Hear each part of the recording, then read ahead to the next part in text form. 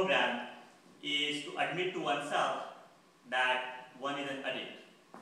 So I remember it was June 1st, 2012, 7 in the morning. Okay, I walk into my office, and there on my desk is a shiny crystal waiting for me. I pick it up, and 10-year anniversary. Wow. And back somewhere on my desk is another crystal eating dust. I pick it up. That says 5 years. 10 years and 5 years. And that's when it dawned on me. It was one of those moments. It's like, have you seen the movie The Sixth Sense? Where the final scene where Bruce Willis suddenly realizes that something is not right. The whole movie flashes in front of his eyes. So there I was, 5 years and 10 years, and I realized 5 years have passed, and my life hasn't changed at all. Everything is exactly the same. I would wake up at 6 in the morning every day, go to work and work really late, and if once in a while I would go out with my work buddies and go to a sports bar and drink beer, but more often than not, I would just stumble back home, ordering my food on the Seamless Web app. And if it's one of my lucky days, then there would be like a red envelope waiting for me in my mailbox. That used to be the high point of my day, okay? Opening Netflix envelope, not knowing what's in store for me for next 2 hours of my life. So, I would have my online food ordered, and I would watch my Netflix DVD, or, if there is no DVD, I would watch my Seinfeld repeats. By the time I finish, I would be too tired and doze off to sleep. And the next day, I would wake up at 6 again, and the whole cycle, repeat. It was my little groundhog day. and just like Bill Murray, I had all my routines perfected, okay? And my Seamless Web app had these presets. The same delivery guys have been delivering my same favorite food so many times that they are now my best buddies. So anyway, my life was going at full speed on cruise control. But what I didn't realize till that moment when I was looking at those two crystals is my life is going at full speed on cruise control on a highway to nowhere. That's when, the worst part wasn't that it was repetitive. The worst part I realized was I kind of like it. I feel comfortable. It's a classic sign of addiction when you rationalize your way into it. And I knew I was a complete addict, and I knew I had to stop. Now I'm not really expert in this field of self addiction recovery, but I did some research, and I figured what I need to do is get out of that comfort bubble. So the stage 1 is to suck oxygen out of it, make the comfort bubble as uncomfortable as possible, so like asking for air and go outside the comfort bubble. So you won't believe this, but my idea of torturing myself is to go to work and tell everyone that I'm going to leave at 6 p.m. every single day, come hail or high water. That was torture, okay? At home, I get rid of my Seamless Web app, my beloved online ordering thing. I get rid of my Netflix subscription. It was hard. I get rid of my cable. In fact, getting unplugged my TV from electricity. Okay, I was the guy who didn't even have 5 minutes to talk to his mom once a month. Now suddenly had hours and hours of time and nothing to do but stare at the wall. Now I knew stage 1 was complete. It was time to move to stage 2, and I needed to. There are not too many things you can do when you are staring at wall for hours. And the one thing I realized is I need a guru, a philosopher, and a rule book so I know what to do next. And I decided to turn to the greatest philosopher of all time. Who else but Jerry Seinfeld?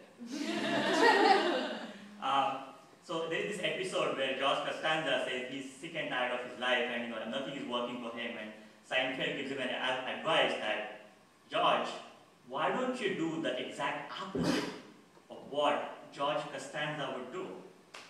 And then suddenly, George gets the girl, he gets the Yankee job, and it worked out for me really well. I'm thinking, if it works for George Costanza, it's gotta work for me. No question about that. So I look at myself in the mirror and I see this uptight, clean-shaven, corporate-like guy, and I'm thinking, what's the opposite I can do? The first thing I do is I stop shaving. Okay, I start growing hair, I start growing my beard, and I don't care if they fire me. And well, long story short, they didn't fire me, and frankly, I feel like a new person. So that worked out pretty well. So what's next? So I figured, what's the opposite of my current social life? Now mind you, my current social life is going out with my old work buddies to a sports bar and drink lots of beer. Okay, that's my current life. So sports bar, buddies, beer. What's the opposite of that, right? So I think I realized it's going to like an exclusive launch without my buddies, all by myself, and not drink beer. Okay? You can't substitute one addiction for another addiction, right? So I live close to Meatpacking District, and I see all these Long Island and the New Jersey traffic pouring into the city every Friday and Saturday night. And I used to make fun of them. It's like, why would anyone drive for an hour into the city, then stand for another hour in front of those nightclubs to get in? I thought that was ridiculous. But I think deep down, I thought, there was something, I felt something different. I hated, maybe that's not the right word, maybe, I think I felt a little jealous. That was old me, right? Now this is new me. So the new me, the next thing I know, I'm putting on my best blazer. The next thing I know, I'm in the same freaking line. I think it was Meatpacking Gansport rooftop. After an hour, I eventually make it to the rooftop. That was an interesting experience.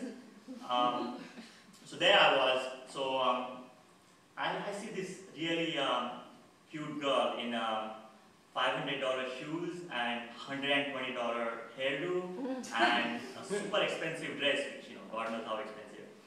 And the old me wouldn't even talk to a stranger, let alone a girl like that, right? But this was new me. I had rule books now, right? So I decided to follow this 3-second rule.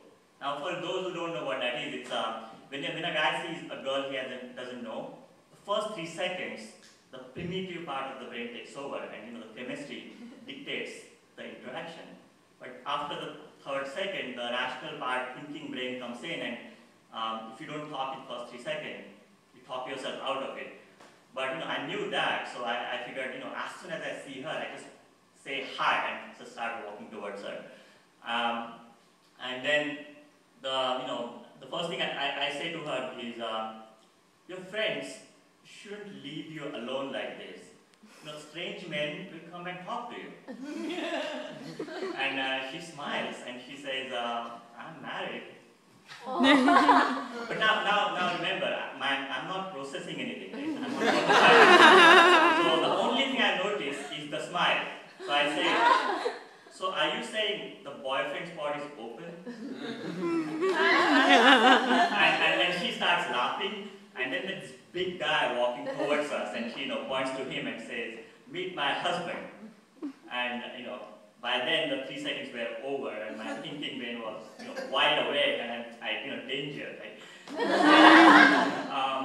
I was stone sober, but I decided to act like I'm a harmless drunk guy, and I ejected, and I didn't get a black eye, and that was fine. So next thing I know, I'm at home sitting on my bed, looking at my giant TV, which is effectively the most expensive piece of furniture I have now. Right? So I'm looking at my reflection, I'm thinking, what's the opposite of watching TV, right? And I'm thinking, it's gotta be some kind of performance, or maybe it's like active participation, other side of it, right? So next thing I know, I stumble on the storytelling class at Pitt, and remember the 3-second rule. I'm gonna sign up. Like I'm not reading it, because if I start reading it, I'm gonna talk myself out of it, right? So I just sign up without knowing what it is. So remember, 6 months back, I was this guy who would watch Netflix DVDs and eat leftovers or online ordered food on my bed and go to sleep. 3 months back, I was the guy who signed up for this storytelling class, thinking at that point that I would be sitting on a little chair, opening a little, children's book or a story, reading it aloud. And, this is me now, right? Now, if you ask me what I would be doing 3 months from now, frankly, I couldn't tell you. But one thing I could tell you is my Groundhog Day is over. And every day is a new day.